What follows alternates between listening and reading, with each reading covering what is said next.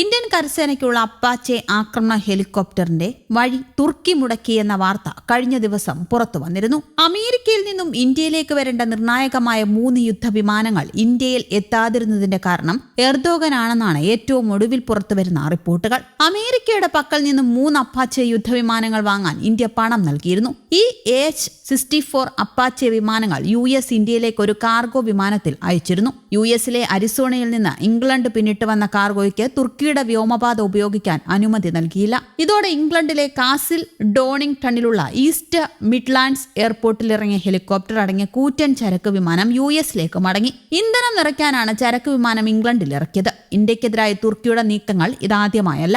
പഹൽഗാമിൽ നടന്ന ഭീകരാക്രമണത്തിന് പിന്നാലെ പാകിസ്ഥാനിലെ ഭീകര കേന്ദ്രങ്ങൾക്കെതിരെ നടന്ന ആക്രമണത്തെ അപലപിച്ച രാജ്യമായിരുന്നു തുർക്കി. പഹൽഗാമിൽ നിഷ്പക്ഷമായ അന്വേഷണം വേണമെന്ന പാകിസ്ഥാന്റെ ആവശ്യത്തെയും അവർ പിന്തുണച്ചു. ഇന്ത്യക്കെതിരായ പാകിസ്ഥാൻ ഉപയോഗിച്ച ആയുധങ്ങളിൽ ചിലതും തുർക്കിയിൽ നിർമ്മിച്ചവയായിരുന്നു. കശ്മീർ വിഷയത്തിൽ എല്ലാ കാലവും പാകിസ്ഥാനെ പിന്തുണയ്ക്കുന്ന രാജ്യവുമാണവർ. ചരിത്രത്തിലെന്ന പോലെ തങ്ങളുടെ കശ്മീർ സഹോദരങ്ങൾക്കൊപ്പം നിലകൊള്ളുന്നുവെന്നാണ് അടുത്തിടെ പോലും തുർക്കി പ്രസിഡന്റ് റജബ് തയ്യിപ് എർദോഗൻ പ്രതികരിച്ചത്. പ്രതികാരബുദ്ധിയുള്ള നേതാവായ തുർക്കിയുടെ എർദോഗൻ ഇന്ത്യക്കെതിരെ കിട്ടുന്ന ഓരോ അവസരങ്ങളും ഉപയോഗിക്കുകയാണ്. ഇതുവരെ ഒരു ഡ്രോൺ സൂപ്പർ പവറായി അറിയപ്പെട്ട രാജ്യമായിരുന്നു തുർക്കി. പക്ഷേ എല്ലാ ഡ്രോണുകളും ഓപ്പറേഷൻ സിന്ദൂറിൽ ഇന്ത്യ തകർത്തിട്ടതോടെ പാകിസ്ഥാന് മുൻപിൽ എർദോഗാന്റെ യുദ്ധവീരൻ എന്ന പരിവേഷമാണ് നഷ്ടമായത്. ഇന്ത്യ തുർക്കി ബന്ധം പുതിയൊരു ശത്രുതയിലേക്ക് ഉടലെടുക്കുകയാണ്. തുർക്കിയും പാകിസ്ഥാനും തമ്മിൽ പതിറ്റാണ്ടുകളായുള്ള ബന്ധമാണുള്ളത്. സ്വാതന്ത്ര്യത്തിന് മുമ്പ് ഖിലാഫത്ത് മുന്നേറ്റ കാലത്ത് തുടങ്ങിയ ബന്ധമാണിപ്പോൾ വലിയ സൈനിക സഹകരണത്തിലേക്ക് എത്തിച്ചത്. 2003 അധികാരത്തിലെത്തിയ ശേഷം 10 തവണ പാകിസ്ഥാനിലെത്തി എർദോഗാൻ ഈ ബന്ധം ഊട്ടിയുറപ്പിച്ചു. പശ്ചിമേഷ്യയിൽ സൗദിയും UAE അച്ചുതണ്ടിനെതിരെ ഖത്തറും തുർക്കിയും ഒരുക്കുന്ന സഖ്യത്തിൽ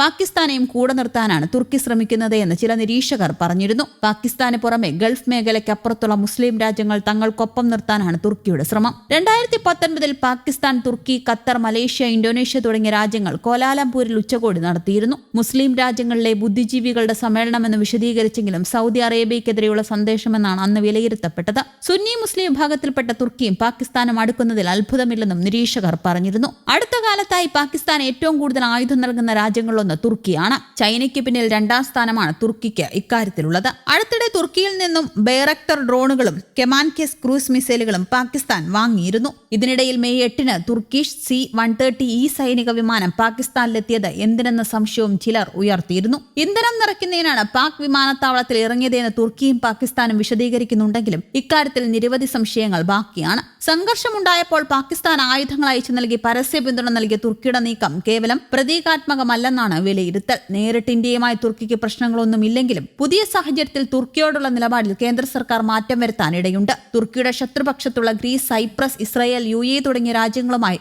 ബന്ധം കൂടുതൽ ശക്തമാക്കാനുള്ള ശ്രമത്തിലുമാണ് India. News desk, Kerala Kaumudi.